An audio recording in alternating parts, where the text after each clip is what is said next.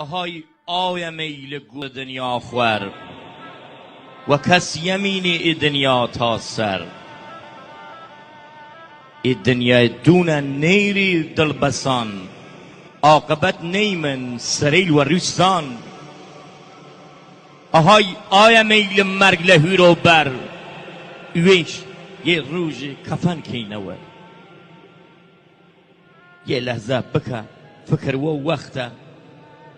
که لشد و بی لباس هوبان تخته وقتی که بند و رو قورستان لشد ننوزو سرد و روسان و دست پتی چیدن لدنیا خودو کردیلت مینی و تنیا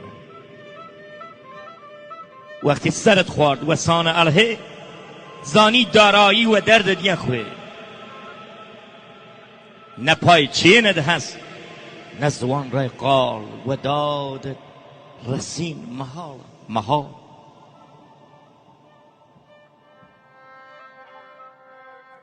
دارایی بید و بافه دقیق و عمر یودن اضافه ار تمام دار و ندارد بید و بافه دقیق و عمر یودن اضافه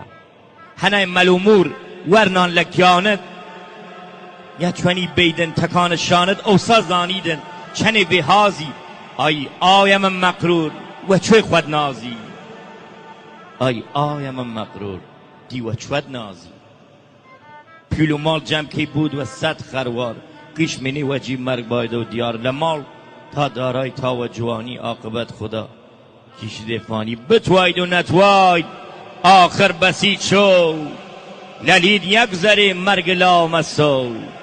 للید یگذره مرگ لامسو